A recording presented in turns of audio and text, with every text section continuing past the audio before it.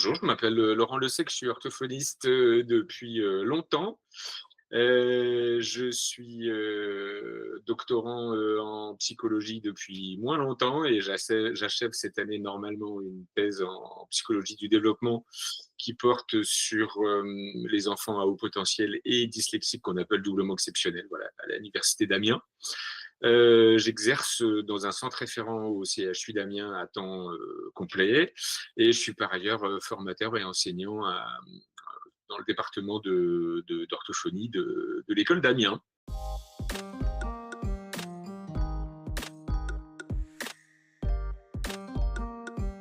Si les enfants avec un retard mental ont toujours existé, l'identification et la terminologie qu'on leur attribue a beaucoup évolué avec le temps.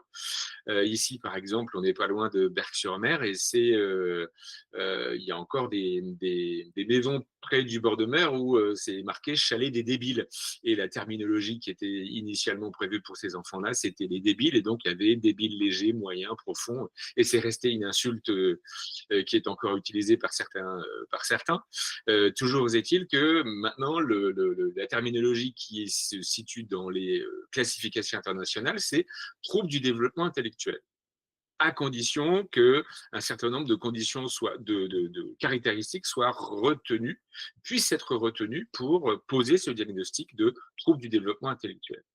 Et donc, je vais dérouler rapidement les critères qui nécessitent la pose de ce diagnostic de manière actuelle. La première chose, c'est qu'il faut absolument, et de manière tout à fait non négociable, que ce soit un médecin qui pose ce diagnostic. Donc, contrairement à certaines idées reçues, y compris chez les orthophonistes, ça n'est jamais un psychologue qui pose un diagnostic de trouble du développement intellectuel.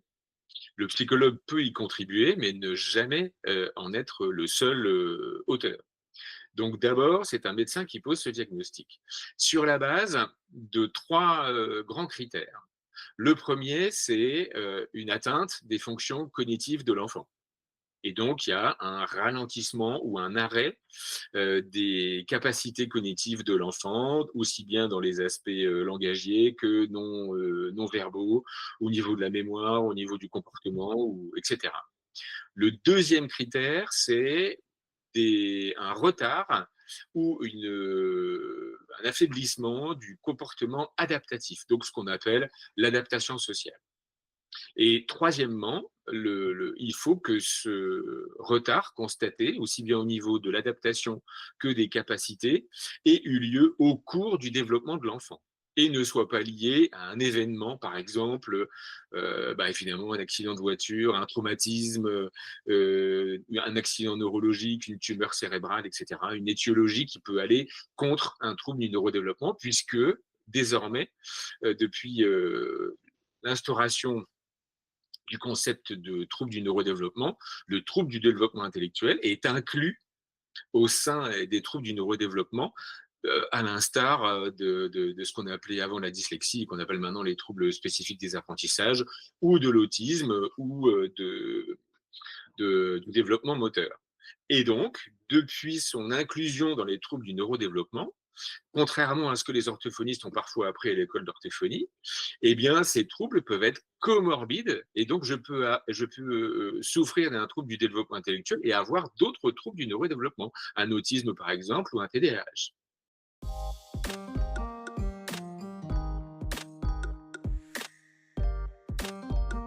Troubles du développement intellectuel, ça s'inscrit normalement dans ce qu'on appelle les troubles du développement des troubles du neurodéveloppement, à l'instar des autres troubles du développement précédemment décrits.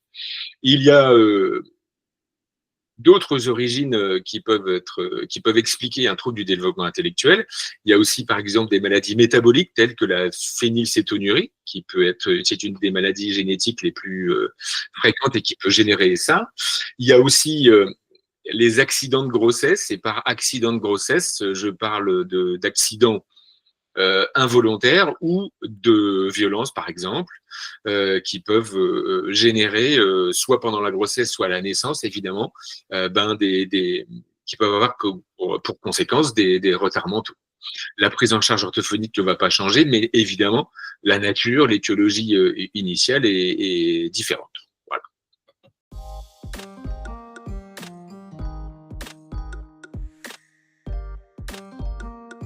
est-ce que le QI est nécessaire et suffisant? Nécessaire, oui. Suffisant, jamais. Alors, nécessaire, oui, parce que, évidemment, un des 2 critères d'identification du retard mental, c'est le QI et donc il faut que cet enfant, celui pour lequel on soupçonne, un diagnostic de trouble du développement intellectuel, ait effectué un bilan de QI. Mais il faut d'abord, revenir un peu sur la définition de ce qu'on appelle un bilan, un test, psychométrique. Tout d'abord, tous les enfants qui font des bilans psychologiques ne font pas tous des tests psychométriques. Un enfant peut avoir peut avoir fait un bilan chez une psychologue qui sera uniquement constitué d'observations ou de la passation d'épreuves qui ne sont pas normées, par exemple. Ensuite, le terme psychométrie ne se limite pas seulement à la psychologie, mais en orthophonie, quand je fais passer un test de lecture, je fais aussi de la psychométrie. Donc, il faut que la terminologie adéquate soit bilan psychologique avec psychométrie. Ça, c'est la première chose. Ensuite, il faut savoir de quel type de test on parle. Est-ce que ce sera un test qui va mesurer uniquement un domaine cognitif ou est-ce que ce sera un test qui va opérer un screening qui permettra d'évaluer l'ensemble des capacités de l'enfant, puisque si je n'utilise qu'un seul test qui mesure une seule donnée cognitive, si ce résultat est déficitaire, ça ne me permettrait pas de dire que cet enfant a un trouble du développement intellectuel. Ça permettra de dire oui, il n'est pas bon dans ce domaine-là, mais peut-être que dans d'autres, il le serait alors que ça n'a pas été évalué.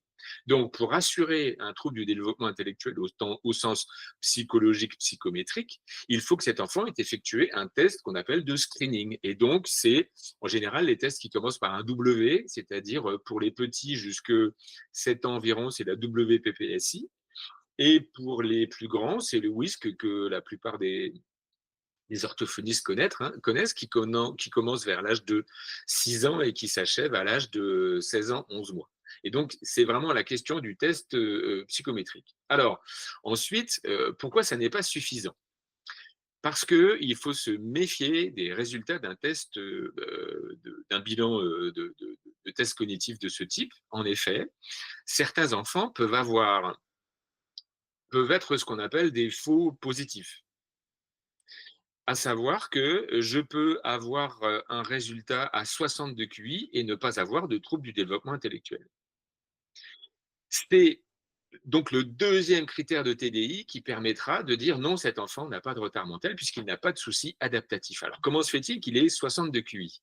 Eh bien, en fait, son 60 de QI peut s'expliquer par un cumul de troubles du neurodéveloppement autres que le retard mental, par exemple un enfant qui a un trouble sévère du langage, une atteinte de la motricité avec un trouble développemental de la coordination motrice, une atteinte de la mémoire, une atteinte de la vitesse, qui font que chaque domaine de la psychométrie est tiré vers le bas par les effets cumulés des troubles du neurodéveloppement eux-mêmes cumulés, qui font que cet enfant va avoir un QI inférieur à 70 sans pour autant n'avoir de retard mental du tout et qui est par ailleurs parfaitement adapté.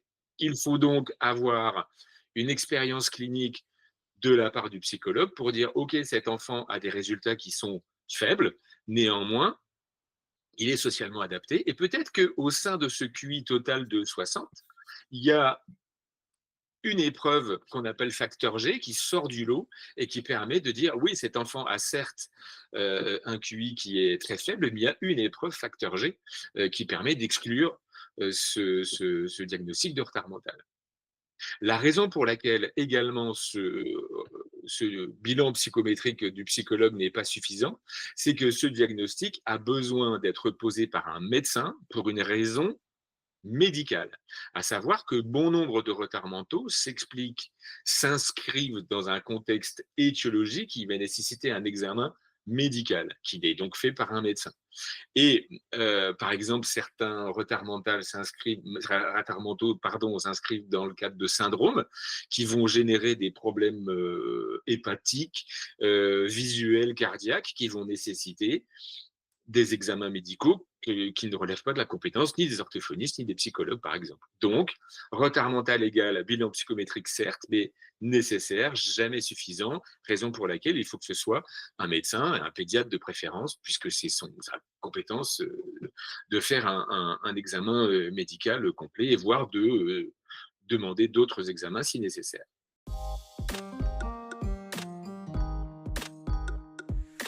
On appelle épreuve facteur G les épreuves qui ont la meilleure corrélation avec le facteur d'intelligence général.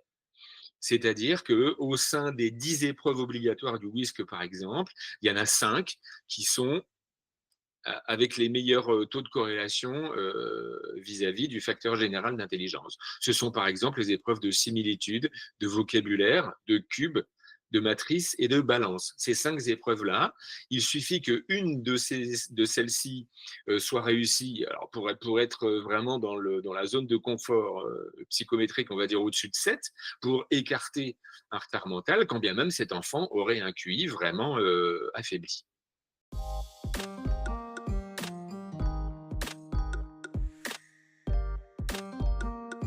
C'est un peu comme le HPI qui se situe de l'autre côté de la courbe de Gauss.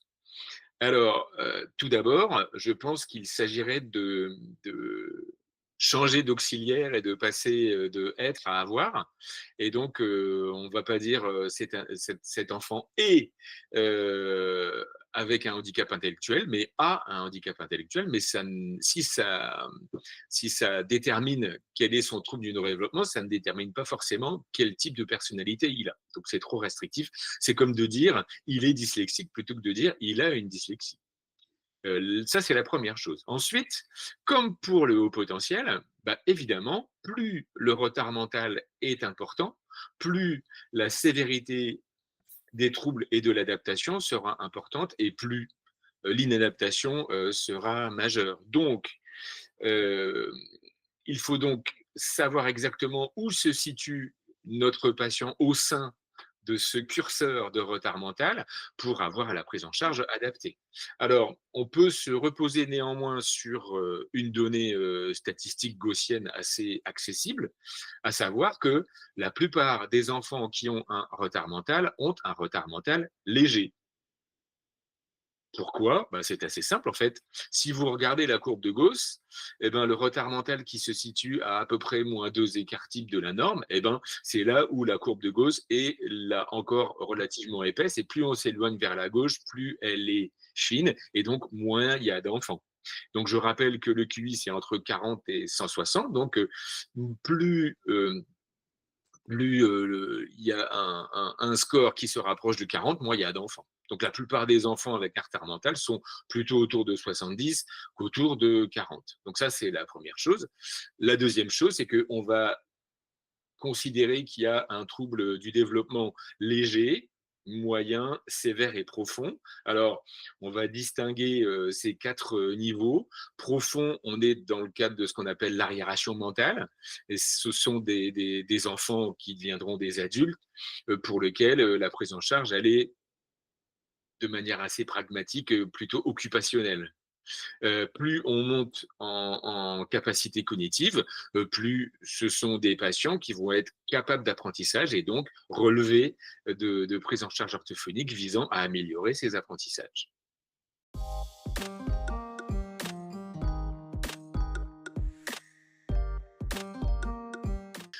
Quelle est la pertinence d'utiliser des tests orthophoniques qui ont été normés pour une population tout venante alors que je vais l'appliquer à une population qui ne correspond pas à l'étalonnage du test? Alors, tout d'abord, il me paraît important de déterminer l'âge développemental de l'enfant.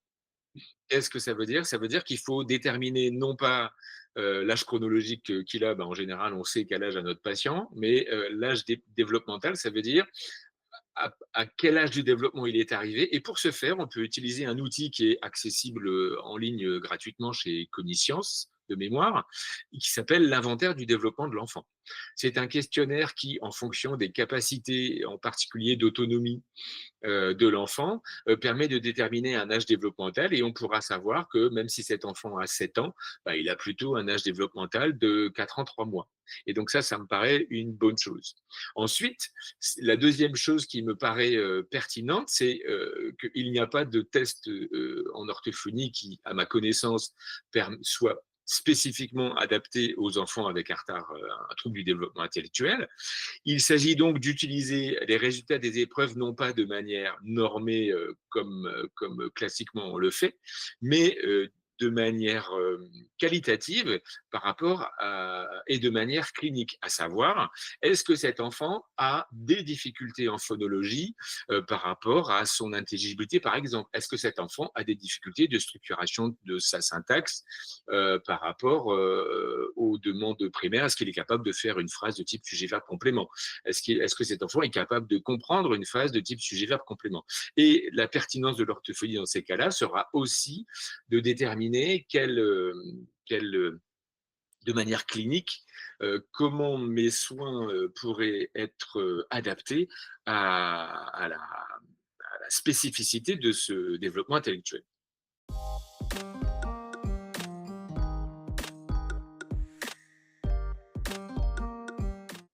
J'ai parlé précédemment de la de l'âge développemental et ça me paraît, une notion vraiment très importante vis-à-vis du retard mental. Hem, on n'a pas parlé des étiologies des retards mentaux, mais en général, il n'y a pas d'étiologie spécifique. C'est le principe des troubles du neurodéveloppement, ou alors elles s'inscrivent dans le cadre de syndromes. Par exemple, il y a des syndromes, le syndrome de Rett ou le syndrome de Down, la trisomie qui va générer automatiquement un retard mental. C'est le cas aussi de beaucoup d'X fragiles, même si tous les enfants qui ont un X fragile n'ont pas de retard mentaux. Bon, toujours est-il que chez les enfants qui ont un retard mental avéré, il est déterminant de connaître l'âge développemental, puisque c'est lui qui va déterminer la pertinence de notre prise en charge. Par exemple, vous recevez un enfant qui a 8 ans, qui est non lecteur, et vous avez des exigences parentales, éducatives, médicales autour de vous qui vous disent bah, il a 8 ans, ce serait peut-être bien qu'il apprenne à lire cet enfant.